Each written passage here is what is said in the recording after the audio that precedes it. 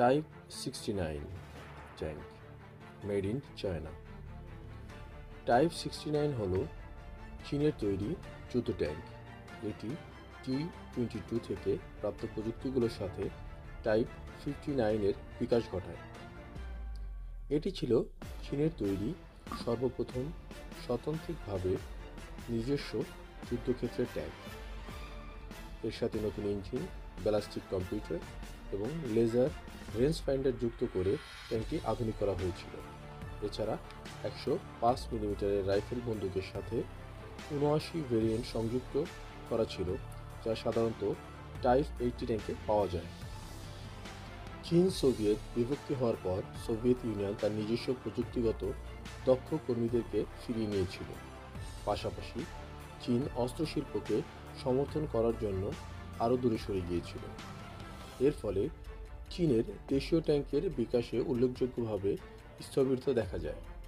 1963 সালে PLA type 59-এর উপর ভিত্তি করে একটি নতুন ট্যাঙ্ক তৈরির অনুমোদন দেয়, যার নামকরণ করা হয় টাইপ 69। 1965 সালে উন্নয়নের লক্ষ্যগুলো নিয়ে চূড়ান্ত করা হয়েছিল এবং পরবর্তীতে অভ্যন্তরীণ WZ-121 নামকরণ করা হয়।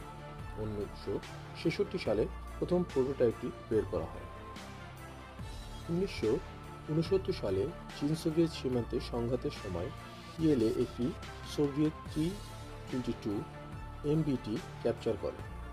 ধরা পড়া ট্যাঙ্কটি পরীক্ষা করা হয়েছিল এবং এর কিছু উপাদান যেমন সোভিয়েত লুনা IR সার্চলাইট সিস্টেমটি অনুলিপি করে টাইপ 69 ডিজাইন করা হয়।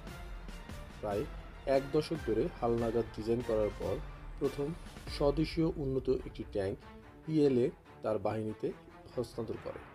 তবে টাইপ 69 প্রাথমিক সংস্করণটি কেবল সীমিত পরিমাণেই ব্যবহার করা হতো। 1980-র দশকে চীন ও পাশ্চাত্যের মধ্যকার সম্পর্ক উষ্ণ হয়েছিল এবং চীন তার অস্ত্র ব্যবস্থার উন্নতির জন্য কিছু পশ্চিমা প্রযুক্তি আমদানি করেছিল।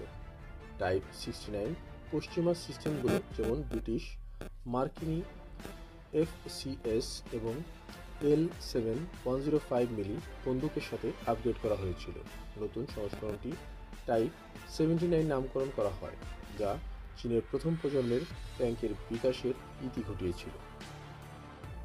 যদিও টাইপ 69-এর পারফরমেন্স PLA অসন্তুষ্ট ছিল, তবে এটি এখন পর্যন্ত চীনের অন্যতম সফল সাজোয়াজান রপ্তানিকারক হিসেবেই শীর্ষে অবস্থান করছে। 1980-র দশকে বিশ্বব্যাপী 2000-এর বেশি টাইপ 69 বিক্রি করা হয়েছিল। ট্যাঙ্কগুলো দৃঢ়তা এবং স্বল্প খরচের জন্য এগুলো রপ্তানির বাজারে আকর্ষণীয় করে তোলে। চীন ইরান-ইরাক যুদ্ধের সময় উভয় পক্ষের কাছে কয়েকশো টাইপ 69 বিক্রি করে। পরবর্তী সময়ে উপসাগরীয় যুদ্ধে এবং 2003-এ ইরাকের যুদ্ধের সময় অনেকগুলো গাড়ি সাদ্দাম হোসেন ব্যবহার করেছিল।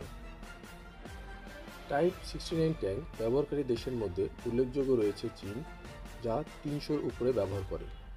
তারপরে রয়েছে Bangladesh, Iran, Iraq, Myanmar, Sudan, Thailand, Zimbabwe.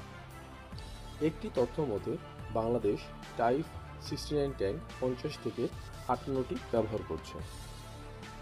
Viewers, এটি ছিল আজকের নতুন টাইপ 69 ট্যাঙ্কের সংক্ষিপ্ত বিবরণী। ভবিষ্যতে অন্য কোনো অস্ত্রের পরিচিতি নিয়ে আপনাদের সামনে আবার ফিরে আসব। তার আগ পর্যন্ত সবার কাছ থেকে বিদায় নিচ্ছি। আল্লাহ হাফেজ।